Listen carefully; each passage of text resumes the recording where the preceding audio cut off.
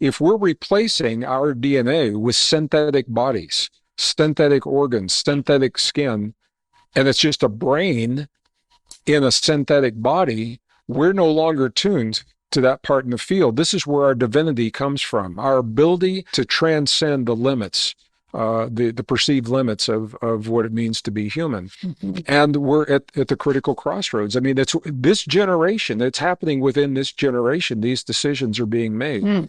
So Yes. I think we owe it to ourselves to to know what it means to be human, perhaps for the first time, and to embrace the deep truth of our humanness. And then from that empowered perspective, make the choice. What role does technology play in our lives? How much of ourselves do we give away to the technology? Mm. So good.